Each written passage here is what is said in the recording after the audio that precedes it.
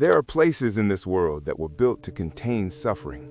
Not metaphorically, I mean literally built, designed, and constructed to keep pain locked inside their walls.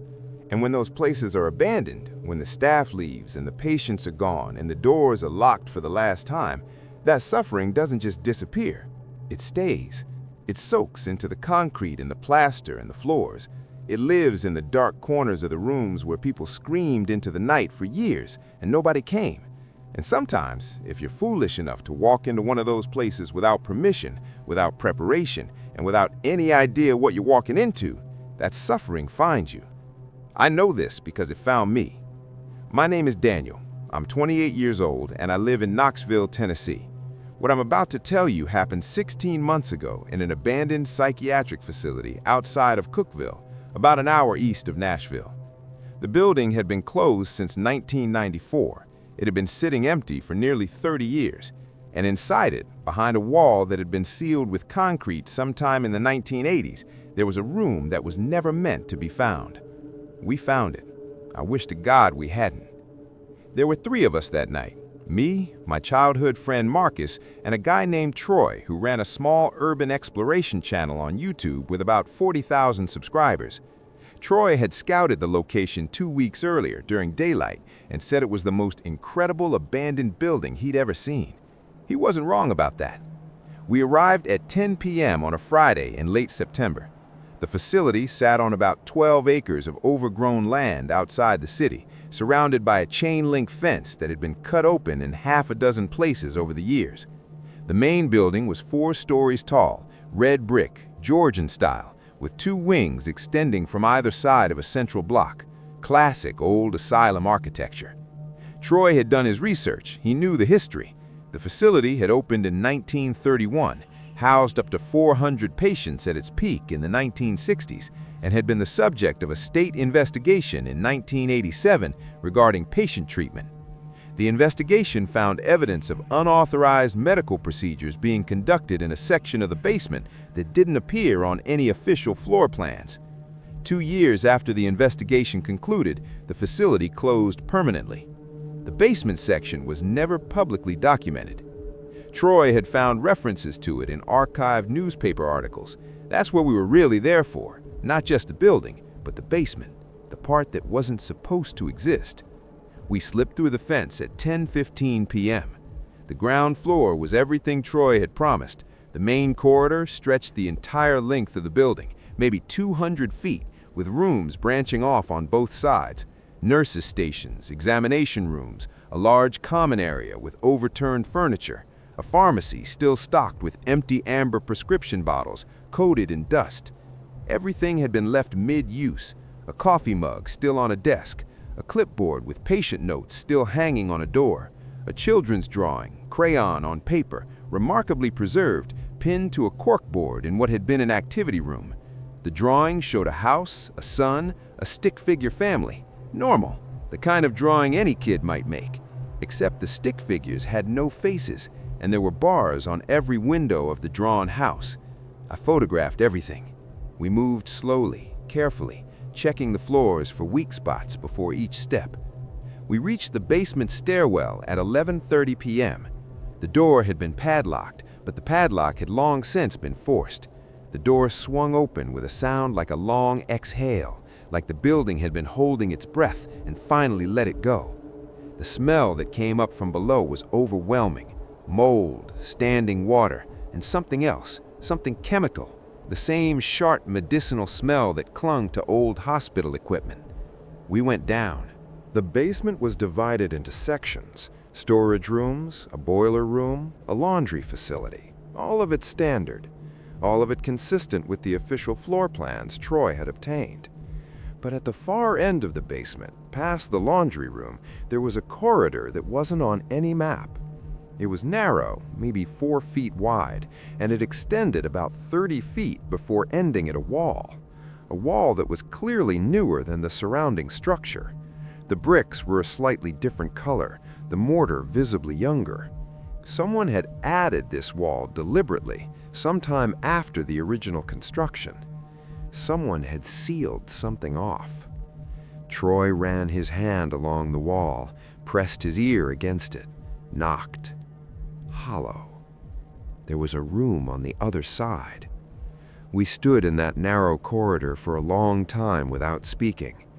I want to be honest, every part of my instinct was telling me to turn around. The air in that corridor was different from the rest of the basement, colder, heavier, and there was a sound, barely audible, that I couldn't identify. Low, steady, almost like a hum, coming from behind the wall. Marcus heard it too. I could tell by the way he went still. Troy said, "We didn't come all this way to turn back." He found the weak point in the wall, a section near the bottom left corner where the mortar had crumbled. He worked at it for 20 minutes with a small crowbar from his pack. One brick came loose, then another. The smell that came through the gap stopped all three of us cold. Not decay, not mold, something worse. The specific, unmistakable smell of a space that had been closed for decades. Sealed air. Air that hadn't moved since before some of us were born. Troy made the opening large enough to crawl through. He went first, then Marcus, then me. The room was approximately 20 feet by 20 feet. The ceiling was low, maybe 7 feet. There were 4 examination chairs bolted to the floor, each equipped with leather restraint straps at the wrists, ankles, and head. The leather had hardened and cracked with age, but the straps were still intact. There was a metal cabinet along one wall, still locked, a stainless steel instrument tray overturned, the instruments scattered across the floor, things I didn't recognize, things that didn't look like standard medical equipment, too large, too heavy, some with edges that had no clear medical purpose. And the walls. Every inch of every wall, including the ceiling, was covered in handwriting. Not the frantic scratchings of patients. This was neat, careful, deliberate handwriting. Numbers, symbols, what appeared to be medical notations in a shorthand I couldn't read. And names. Hundreds of names, written in columns, each with a date next to it. The dates ranged from 1962 to 1988. I counted the names on one wall alone. 47. Marcus whispered, "What did they do in here?" Nobody answered. That's when the humming started. It wasn't a mechanical hum. I want to be very clear about that because that was my first thought. Old pipes, electrical equipment somehow still active after 30 years. But this wasn't mechanical. It was vocal, low, monotone, coming from everywhere and nowhere at once. The walls seemed to vibrate with it. It wasn't loud, barely above the threshold of hearing, but once I heard it, I couldn't unhear it. It pressed against the inside of my skull like a headache forming. Troy had gone pale. He was turning in a slow circle, pointing his camera at every wall. Marcus grabbed my arm, hard. He pointed his flashlight at the far corner of the room. There was a chair there that I hadn't noticed when we first entered. Different from the examination chairs, this one was wooden. A plain wooden chair facing the corner. And on the seat of the chair, sitting perfectly centered, was a single object, a patient file, open, face up. In a room sealed for 30 years. The dust on the floor around the chair had been disturbed. Not long ago, the disturbance was on top of the settled dust, not beneath it, like something had recently walked to that chair and placed that file there. We had been the first people through that wall in decades, but someone, something had been in that room before us. Troy said, "We need to leave right now." We moved fast, back through the gap in the wall, into the corridor, through the basement. I don't remember the details of getting out. I remember fragments, the weight of my pack, the sound of our footsteps echoing, Marcus breathing too fast beside me. I remember reaching the ground floor and the corridor seeming longer than it had on the way in, much longer. The beam of my flashlight seemed weaker, like the darkness was thicker than before. I remember Troy stopping suddenly in the middle of the corridor and holding up his hand. Someone was walking on the floor above us. Slow, measured footsteps directly overhead, moving in a straight line, the length of the corridor, then back, then again, like pacing, like something that had been pacing that floor for a long time. We did not investigate. We left through the window we'd entered and crossed the overgrown grounds at a near run, through the fence, to the car. Troy drove. He didn't speak for 20 minutes. When he finally did, he said, "I'm not posting that footage." I asked why. He said, "Because at the end of my camera feed, right before we left the room, there's something standing in the corner, behind where we were standing. I don't know when it got there. I don't know how we didn't see it." I never watched that footage. I told him to delete it. I don't know if he did. 3 weeks after our visit, I went looking for records of the facility.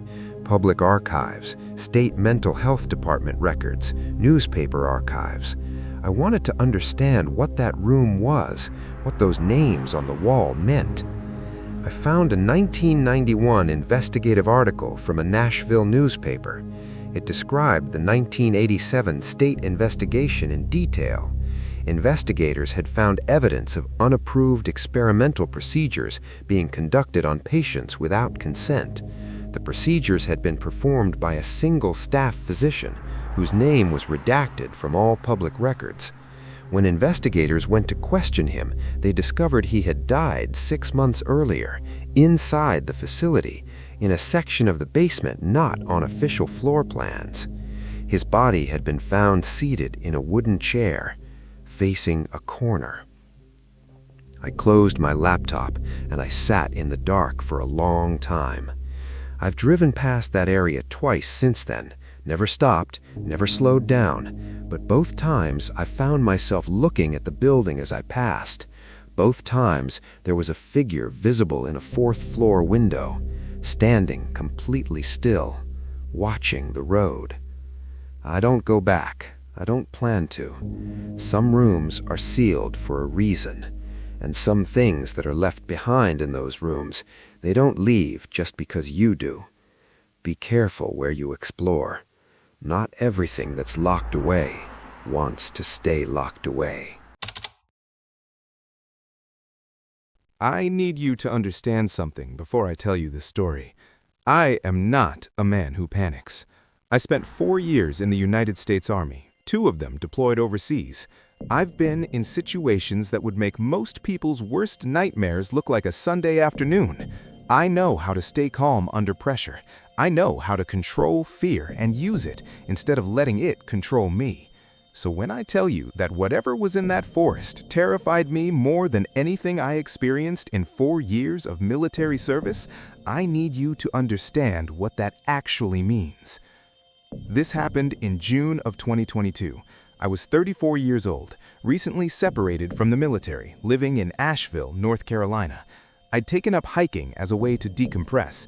Something about the silence of the woods felt like the opposite of everything I'd been through. Clean, simple, honest. I was hiking a backcountry trail in the Pisgah National Forest, 60,000 acres of wilderness in the Blue Ridge Mountains, one of the most beautiful places I've ever been, and one of the most dangerous nights of my life. I'd planned a 3-day solo loop through the backcountry, about 38 miles total, nothing I hadn't done before. I was in good shape, well-equipped, and I knew the trail system reasonably well from previous day hikes.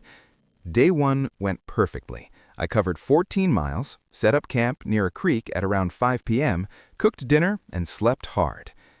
Day 2 started the same way. Clear skies, good trail conditions, moving well. It was around 3 p.m. on day 2 that I first noticed something was wrong. I'd stopped at a rocky overlook to check my map and eat a quick lunch.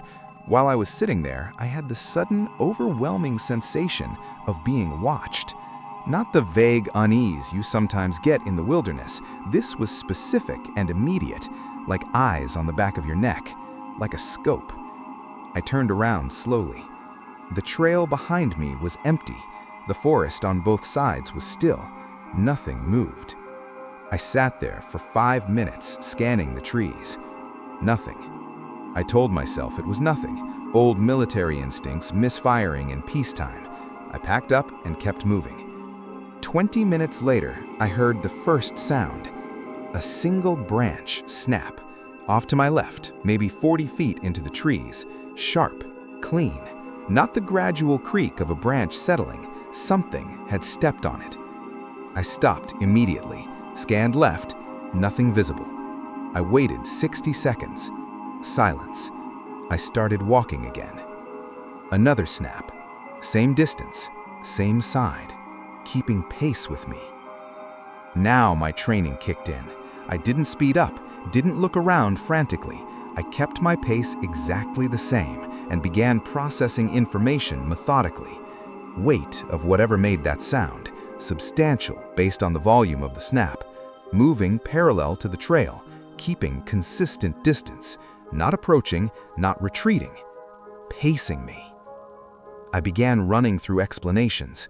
Black bear? Possible, but bears don't typically shadow hikers like this. They either approach or avoid. Coyote? Too small to produce that sound. Mountain lion? Possible in this region, but big cats stalk from behind and above. They don't walk beside you. None of my explanations felt right. The pacing continued for nearly 2 miles. Every few minutes, a footstep, a branch, the sound of something large moving through underbrush. Always to my left, always the same distance. Then the sun started going down. I had planned to reach my campsite, a designated backcountry spot near a creek, by 5:30 p.m. By 5 p.m., I realized I wasn't going to make it.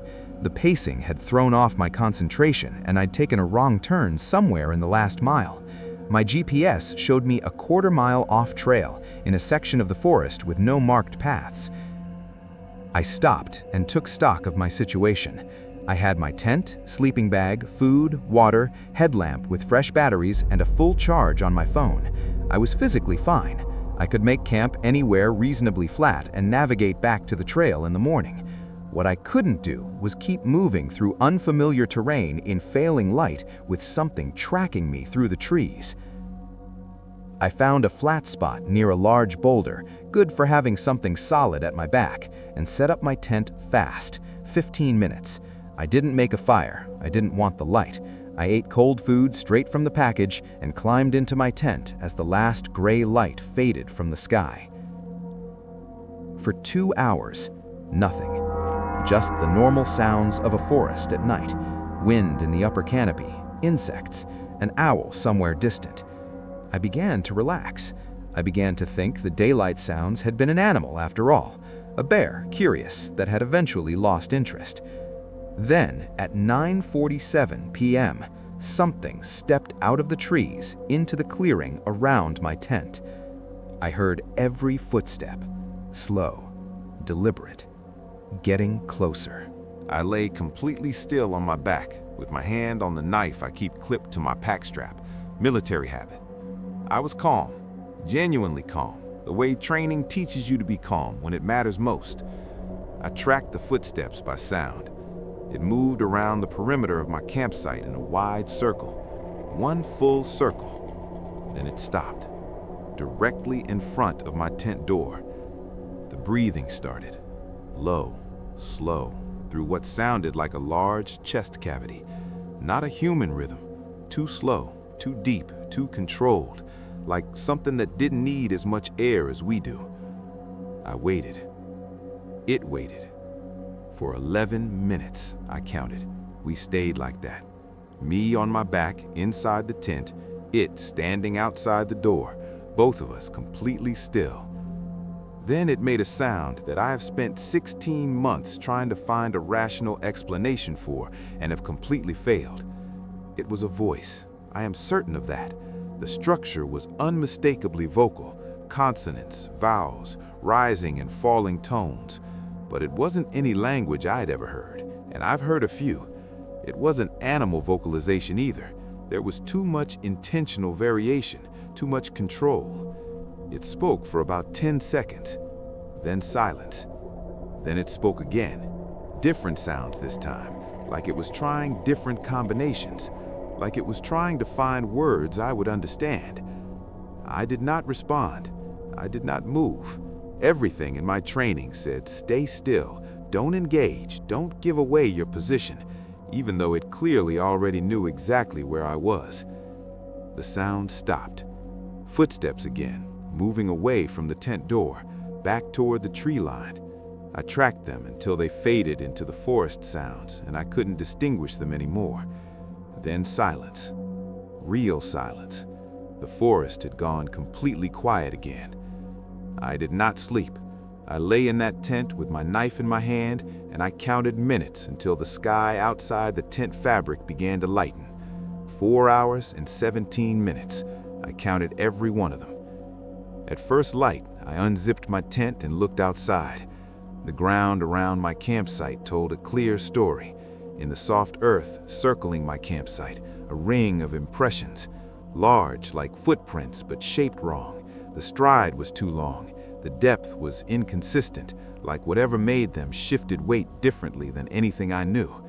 And directly in front of my tent door, 2 deep impressions side by side where it had stood. Just stood there for 11 minutes, close enough to touch the tent. I broke camp without eating. I had my pack on and was moving in under 10 minutes. I navigated back to the main trail by compass and made the trailhead by early afternoon. I'd covered 8 miles in under 4 hours, faster than I'd moved in years. When I reached my truck, I sat in the driver's seat, and I did something I hadn't done since I was overseas. I shook. Not from cold, not from exhaustion. My hands just shook for about 5 minutes, and I let them because there was nobody there to see it, and because I had earned it. I reported what I'd found to the Forest Service station near the trailhead. The ranger on duty, a heavy-set man in his 50s who'd clearly worked that forest for a long time, listened to my description of the prints without expression. He asked me exactly where I'd camped. I showed him on the map. He was quiet for a moment. Then he said, "You're the 3rd person this year to report something from that grid." I asked what the other reports said. He pulled out a binder, an actual physical binder, handwritten notes, and read me 2 sentences from each report. Both described sounds outside a tent at night. Both described what they called almost language. Both described prints around their campsite in the morning. One of those reports was a wildlife biologist with 20 years of field experience who had written, "I cannot identify the vocalizations or the tracks. I have no explanation." The ranger closed the binder. "We don't recommend solo camping in Grid 47 anymore. We just haven't figured out the right way to tell people that yet."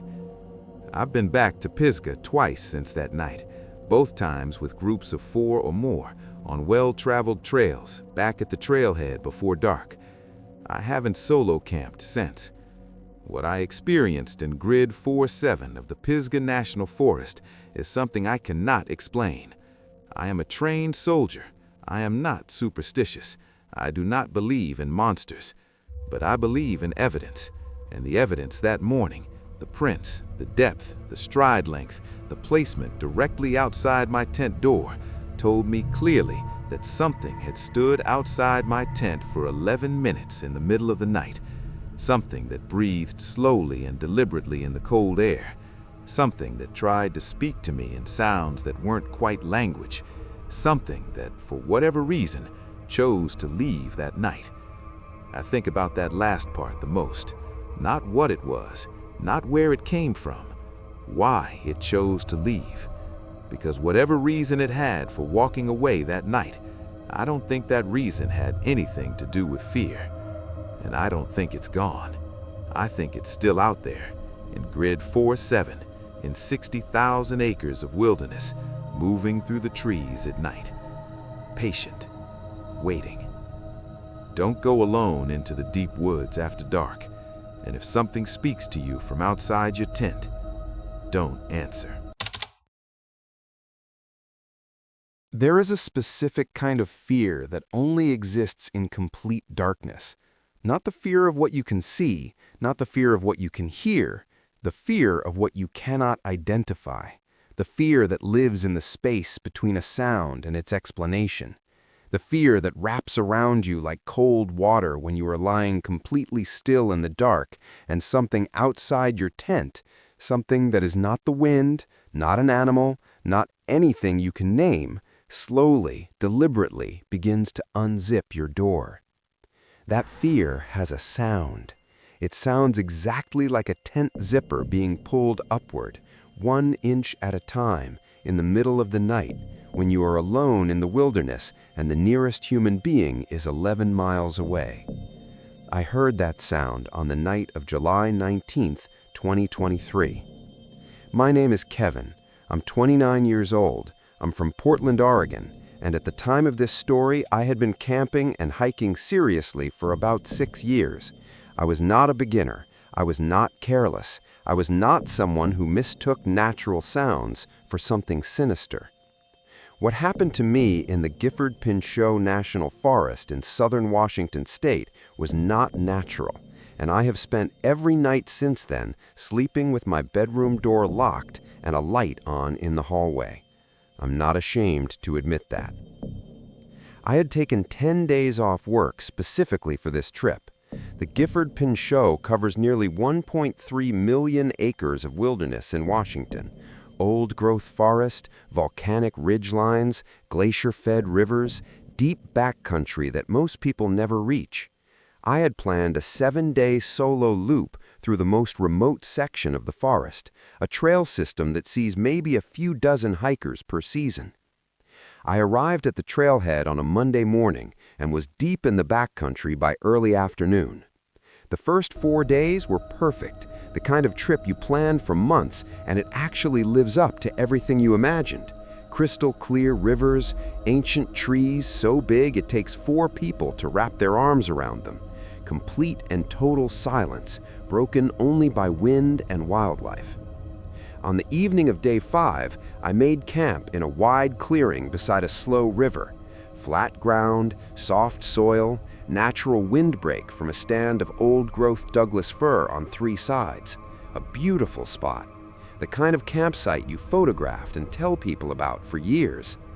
I cooked dinner, watched the sun go down over the ridgeline, and was in my sleeping bag by 9:30 p.m. I was tired from a long day of hiking and fell asleep almost immediately. I woke up at 3:04 a.m., completely, suddenly, like a switch had been flipped. The first thing I noticed was the silence. I have camped enough nights in the wilderness to know what silence actually sounds like out there. There is no true silence in a living forest. There are always insects, frogs near water, the wind moving through the canopy, an owl, something. The background noise of a living ecosystem is constant and low, and you stop consciously hearing it after a while. But at 3:04 a.m. beside that river in the Gifford Pinchot, there was nothing. No insects, no frogs, despite the water 10 feet from my tent. No wind, no owl. The river itself seemed muted, like someone had turned the volume down on the world. I lay on my back and I did not move, and I listened. For almost 3 full minutes, complete silence. Then, a footstep. Heavy, close, maybe 8 feet from the tent to my right. The unmistakable compression of soft earth under significant weight. 1 step, then nothing. I held my breath. Another step, closer, 5 feet maybe, then the sound of something large lowering itself, not falling, not collapsing, but deliberately, carefully lowering its weight until I could hear breathing, slow, deep, right outside the tent wall to my right. It was sitting down next to my tent. I want to pause here because I know what you're thinking. Bear. It was a bear. Bears are curious, they investigate campsites, they're large enough to produce exactly the kind of weight displacement I described. I thought the same thing, but here is what bears do not do. They do not sit quietly beside your tent for 20 minutes without making a sound. They sniff, they shuffle, they investigate with their paws, they make noise because they are not trying to be quiet. They have no reason to be quiet. Whatever was sitting beside my tent was trying to be quiet. I could feel the intentionality of it, the controlled breathing, each exhale measured and slow, the kind of breath you take when you are deliberately managing your respiration, the complete stillness between breaths. It was being careful not to make noise. It sat there for 20 minutes. I know because I watched the seconds tick by on my watch, one by one, because it was the only thing I could do. My body had made a decision without consulting my brain. I was completely frozen, not paralyzed with fear exactly. More like every survival instinct I had was unanimous. Do not move, do not make a sound, do not let it know you are awake. At the 20-minute mark, it stood up. I tracked the sound of it moving around the front of the tent, slowly, until it was standing directly in front of the door. Then, the zipper moved. 1 inch, 2, 3. Slow, deliberate, like it had done this before, like it knew exactly what a zipper was and how it worked and what was on the other side of it. I was not breathing. I am not sure my heart was beating.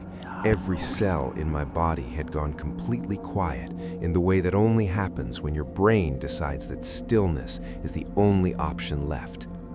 4 inches, 5. Cold air came through the gap. The night outside was significantly colder than when I'd gone to sleep, and the air that pushed through the opening of my tent felt like a hand on my face. And with it came a smell. Animal musk, yes, but underneath it something older. Something that reminded me of deep earth and wet stone and spaces that don't get light. The zipper stopped. The gap was maybe 6 inches wide, not enough to see through from my angle, not enough for anything large to enter, but enough for something to reach through if it wanted to. I closed my eyes. I know that sounds counterintuitive. Why would you close your eyes? But closing my eyes was the only way I could control my face. If my eyes were closed, I couldn't react to what I was hearing. I couldn't flinch. I couldn't give anything away. I lay there with my eyes closed and my fists clenched at my sides, and I breathed as slowly as I possibly could. And then it spoke. Not words. I want to be absolutely clear about that. Not any language I recognized. Not any animal sound I had ever heard in 6 years of serious wilderness experience. But structured. That's the only word I have for it. The sound had internal structure, rhythm, variation, something that rose and fell in a way that was unmistakably intentional. Short bursts of sound separated by pauses, like sentences, like questions. It lasted maybe 15 seconds, then silence. Then it made the sound again. Different this time, same general rhythm, but different specific sounds, like a variation, like it was trying a different approach.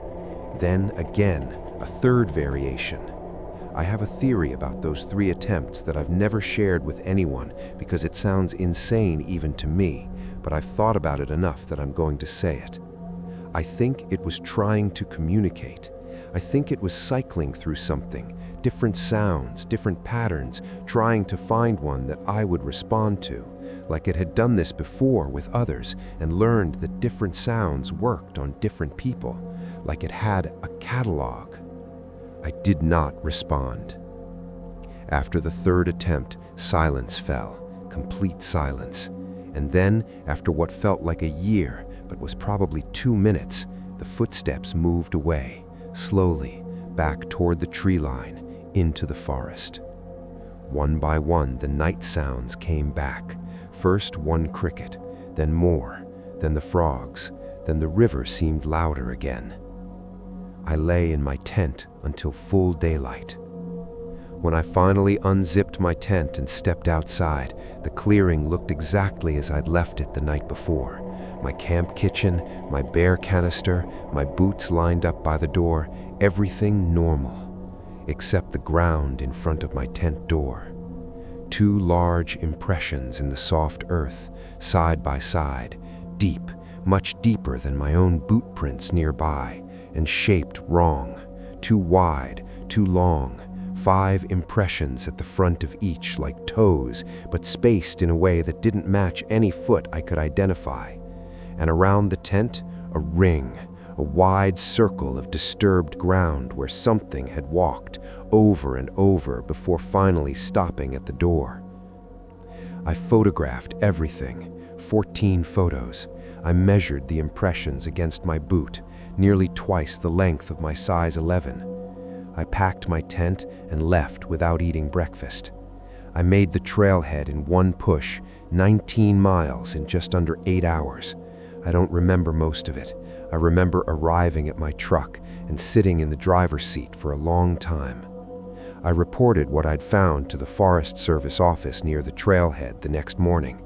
The ranger I spoke with, a woman who looked like she'd been working that forest for decades, asked me which clearing I'd camped in. I described the location. She wrote something down. Then she looked up at me and said, "I'm going to ask you something, and I need you to answer honestly.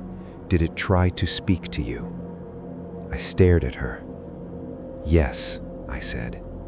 She nodded slowly, wrote something else down, closed her notebook. "You're the 5th this year," she said quietly. "Please don't go back to that section alone." She didn't explain further. I didn't ask her to. I haven't been back to the Gifford Pinchot.